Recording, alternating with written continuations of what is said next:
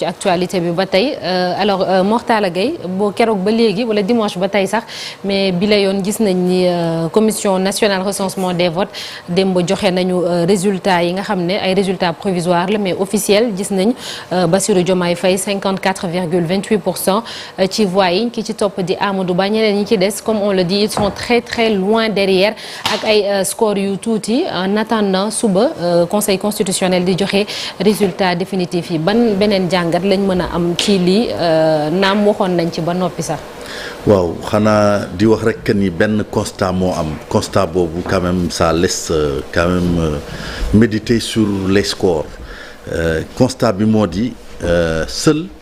ñeenti candidats ci 19 candidats yi ñoom ñoo am moins de 1%.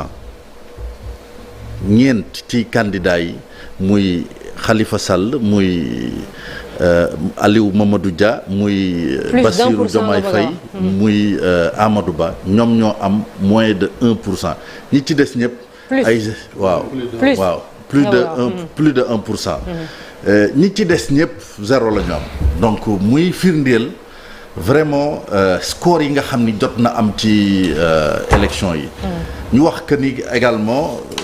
razzia bu Pastef dañ ko seetlu ci élection yi razzia boobu nag wane na ni quand même les Sénégalais ont massivement voté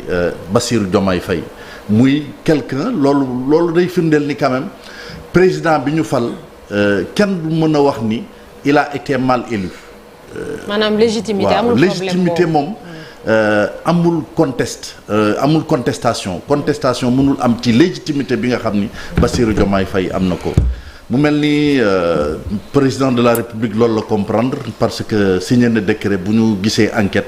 pour wax ni dafay réhabiliter le parti Pastef parce que boo amee nombre bu mel nii ci ay suffrages je pense ce serait quand même ce serait anormal ñuy dissoudre sa parti te duñ ko jox benn gëdd bi waaye nag dañuy taxaw ci yenn candidats yi c'est vrai que ki ni gën a taxaw mooy Idrissa Seck parce que quand même ku amoon Idrissa Seck amoon na 20,51% ci élection 2019 jëloon deuxième tey jii mi ngi retrouvé wu ak 0,99% loolu quand même day interpeller sur disons la perte de vitesse bi nga xam ni Idrissa Seck am na ko te loolu dara juralu ko lu dul des mauvais choix yi bokk na ci moment bi mu décidé je pense dam bokk ci CESE bi même s'il avait donné des gages s'il avait donné des disons arguments valables selon moom pour wax ni dafay bokk pour ñu jéem a seet nu ñuy lutter Covid beeg joxe ay mais ni mu ci génnaatee ak ni ko sénégalais yi doon xaare pour man loolu benn sanction la boo xam ni dañ ko doon def bokk na ci également beneen jàngat muy Khalifa Sall je pense Ibrahima Bakhoum doyen Ibrahima Bakhoum dina ci gën a ñëw ci deuxième partie bi ci jàngat bi mais doyen Khalifa Sall également jàppoon na ni quand même c'est un monstre politique ba mu gagné Dakar ba Barth nekkee également maire de Dakar mu jàpp ni vraiment am na benn puissance benn poids politique boo xam ni bu consistant la mais on s'est rendu compte ci élection yi que ni quand même c'est un né politique parce que li mu am ci voix wuute nag lool la mu doon faral di am ñeneen ñi nag ñi ngi naan Babacar Ngam góorgóorlu na def na percé mais pour man ku am zéro percé mënu fa am da ngay gis rek que ni 510 millions la ñuy dajale ci candidats yi la ñu joxe woon ci caution pour denc ko fële ca CDC parce que candidats yu ci bëri muy lu ci bëri ci candidats yi jotuñu am 5%. cadres yi rek peut-être 2 yi la ñuy delloo ñi ci des ñëpp perte nañu seeni caution donc mu mel ni daal vraiment jàll na mais pour man lii lu ñu war a weesu la élection yi passé na man pour man Diomaye du waa Pastef rek ñoo ko élire Diomaye dafa am benn espoir boo xam ni dafa nekk ci ay mbaggam dafa am benn loo xam ni Sénégalais yi dañ koy séntu ci rupture liñ koy séntoo ci rupture mooy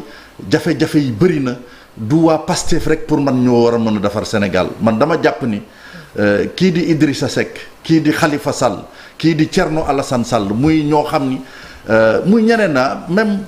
ñu nekk ci nguur actuel bu Macky Sall bi muy Moustapha Ba muy Makhtar Cissé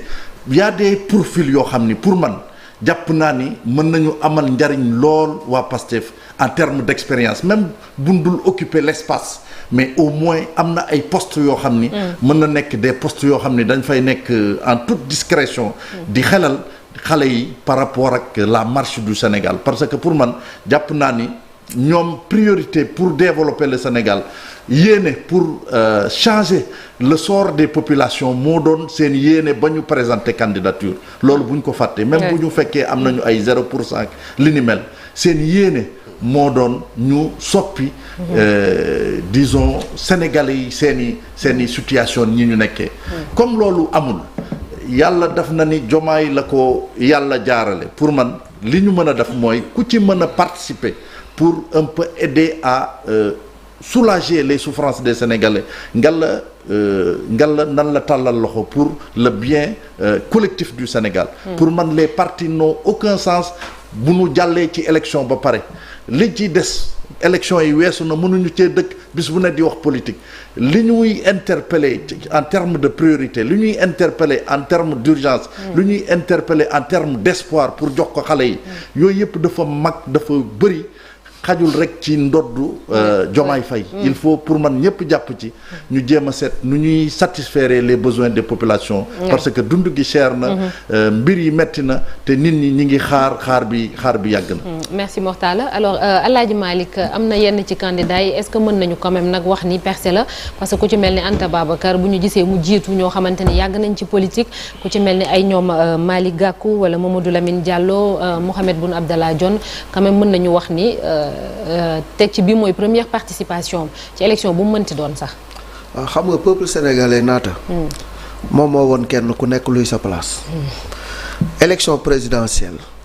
donte tey citoyen bu ne. constitution bi may na la nga boo remplir conditions yi nga briguer au suffrage des sénégalais nit ku nekk war ngaa mën a xool nag ba xam. sa bopp bi àttan na réew mi wala bokk yow am nga appareil bu nga xamante ni war ngaa mën a dem élection du ko jóg rek samp sa ndënd élection présidentielle du ay fo du ay caaxaan dëgg-dëgg ay moyens moo koy def dëgg-dëgg appareil électoral bu wóor moo koy def dëgg-dëgg cote de popularité bu wóor moo koy def du nit ku jóg rek bëgg a nekk président de la République il y a eu 19 candidats Diomaye a raflé la mise moom ak Amadou Ba seen suffrage boo ko boolee ça fait 90% de l'électorat ñi ci des ñëpp ay miettes la ñu séddoo loolu mooy sénégalais yi dégg nañ leen waaye wóolu wuñ leen a jox réew mi loolu jàngat bu am solo la beneen bi ci des il y a soxna naata ñi nga xam ni c'est de véritables politiciens des dinosaures politiques qui ont été désavoués ñooñu maanaam askan bi daf leen wan ne yéen ñii boo moytul nag war ngeen a dem toogi wala ngeen dem retraite parce que ku si mel ni Idrissa Seck sa descente aux enfers est terrible il a perdu li nga xam ne moom la njëkk a perte d'abord mooy li mu njëkkoon a téye te mu nekkoon doole mooy Thiès donc il a perdu sa base électorale et il a perdu la confiance des Sénégalais leneen li te moom pourtant ak placement bi mu amoon dem ba nekk le ki ñu doon tuddee le chef de l'opposition tey bu demee ba dégringolé ba egg ci 0 virgule nangam pour cent vraiment war na xoolaat boppam ça veut dire que l'heure de la retraite politique a sonné pour Idrissa Seck je suis très sévère et très dur mais c'est la triste réalité pour Khalifa Ababacar Sall c'est la retraite forcée également bien que c'est un dinosaure politique bien qu'il revendique li nga xam ne moom mooy tey l'héritage socialiste aujourd'hui les élections ont montré que amagul tey suffisamment de bouteilles et l'âge aussi ne le favorise pas beneen bi nga xam ne aussi moom moo ci topp mooy il faut se représenter en 2029 ah. waaw il peut encore se présenter mais est-ce que mën na bon on verra. mën nañ nekk plus de 70 ans donc selon la constitution. 70 la wala 75. 75. On verra de toute façon l'âge ne joue pas à sa faveur. Aliou Mamadou Dia pour PUR aussi j'ai été un peu déçu par le résultat de PUR parce que PUR aussi boo xoolee élection yi ñu passé dañu amoon un électorat fidèle quasi fixe parce que ñoom dañu am benn système bu nga xamante ni nii tey information bu daanoo à l'heure H cellulier yi gën a tuuti ñëpp dañ koy am et puis ñoom dañ daan jëfe li nga xam ni moom la seen guide daan wax muy Serigne Moustapha Sy donc ça veut dire que aujourd'hui l'électorat s'est effrité maintenant am na aussi El Hadj Malick Gakou qui est également un leader politique qui a un grand parti comme il le dit mais aujourd'hui les résultats ne plaident pas à sa faveur wane na ni am na fu nga xamante ni nii wàcc na fa mais aussi électorat bi bu ñu ko xoolee naata am na chute par rapport ak élection yi ñu génne parce que 61,31% la ñu am alors que élection yi passé 65,63% la ñu am pourquoi affaire bi chuté loolu yi tamit war nañ ko analyser. Il y a beaucoup de Sénégalais qui ne savent pas encore voter donc am na yi tamit liggéey bu ñu war a def ci côté boobu 33 991 bulletins nuls ci urne yi loolu aussi am na liggéey bu am solo. mu ne taxu koo bëri par rapport ak ñi nga xam ne bulletins yu baax yi de. waaw non mais nag bari na 33 000 personnes qui ne savent pas voter. presque 34 000 personnes xamuñu naka la ñuy voter loolu am na liggéey bu rëy bu nga xamante ni war nañ koy def ci wàllu maanaam communication pour won nit ñi naka la ñuy voter je pense que à ce niveau-là il y a encore des efforts à faire pour que chaque Sénégalais ak làkk boo mënti làkk ñu won la won ci ay nataal ak ci ay spot publicitaire naka ngay voter parce que loolu également xaw na élevé l'un dans l'autre en tout cas li nga xam ni moom lañ ci gis daal moo di ni le président Diomaye a été très bien élu l'avenir politique également de Amadou Ba se pose encore est-ce qu'il va encore continuer à surfer au niveau de l'APR ce qui me semble très peu évident est-ce que moom du jël yoonu boppam ci wàllu politique ak yooyu loolu yëpp war nañ ko ci xool mais pour jeexal conseil constitutionnel nee na gars yi nanu bar tey jii ci minuit nañu déposer li ñuy déposer ñu tranché yëf yi jox président Diomaye lenge yi ñu daal di continuer li nga xam ne mooy liggéeyu réew mi sëñ Cheikh bon mais élection yi je pense résultat yi suñ koy jàngat am na mën nañu dox leader politique bi dee na puis je sais pas mais il faut pas être catégorique je pense que élection Sénégal élection bu ci nekk dafa am spécificité ak contexte yi entre 2019 et 2024 de l'eau a coulé sous les ponts parce que Khalifa Sall man li mu am en termes de pourcentage je ne pense pas que moom mooy vrai poids politique am fii ci Sénégal même si urne yi loolu la génn te ci loolu la ñuy basé wu mais Sénégal affaire yi day fluctuer day dem di ñëw parce que si on prend le cas de Idrissa Seck par exemple Idrissa Seck si je me rappelle bu mu njëkk présenté wu il avait 14% et quelques c'était en 2007 mu ñëw 2012 il sort avec 8%. C'est ça 8% mu dafa chuté 2019 mu yéegaat ba 20 te loolu yëpp c'était par rapport ak pouvoir en place bi ak nu muy demee parce que les Sénégalais aussi li ñuy faral di wax dañuy folli duñu fal te des fois dañuy miser ci benn fas fekkee moom lañ yaakaar ni moom moo mën a def différence bi je pense que man loolu yeneen candidats yëpp ci élection yi moom moo leen rey les gens ont voté la rupture et ils ont dit que le candidat qui symbolisait la rupture et qui était le mieux placé pour battre le candidat du pouvoir c'était Bassirou Diomaye Faye ils ont fait un all-in sur lui je pense que noonu la demee je pense que suñu sukkandikoo ci loolu nag rey ñeneen ñi ñëpp ni politiquement ils sont morts je pense que là on se trompe parce qu'après il va y avoir une recomposition politique day amaat opposition bu bees et en fonction voilà des oppositions mën nañu ko jàppee noonu mais je pense que élection au Sénégal moom moo tëddee noonu kon am na ñoo xam ne nag bon Idrissa Seck peut-être que mën nañ jàpp ne là peut-être qu'il est en fin de cycle parce que du ci électorat bi rek mais même ci c'est le moment de ressortir voilà. mais même ci taxawaay bi on ne tire pas sur l'ambulance on sent que l'envie n'y est plus campagne électorale bi sax quelques localités lay def toog foofu mënatuñ jàpp ni que kooku quand même c'est l'avenir mais am na ñoo xamee ni ils n'ont pas fait de bons scores mais bu ñu leen rey ils peuvent très bien revenir en fonction qui n'ont pas fait de bons scores qui ont fait une bonne campagne ku ci mel ni Déthié Fall. def na campagne bu baax mais pourtant score am taxu ko demee noonu. alors beneen bi nga xam ne moom laa fàtte léegi naata mooy ñi nga xam ne dañoo fàqe ci mouvance présidentielle bi wala ci APR. Mame Boye Diao Aly Ngouille Ndiaye ñoom tamit wax dëgg yàlla ils n'ont pas pesé lourd. Aly Ngouille Ndiaye moom maam 0,47%, Mame Boye Diao 0,33%, Boun Dionne 0,96%. mais là aussi il faut tenir compte le fait impréparation bi am en fait. parce que c'est des gens sur un coup de tête la ñu génnee dem. et puis en moins de 2 semaines am na ay localités yu bëri yoo xamante ni jotuñu faa dem Chérif. mais surtout ça parce que day élection boo xamante ni ki ko organisé nekkoon muy Macky Sall moo njëkk a yàq déjà. principe beeg jeu beeg.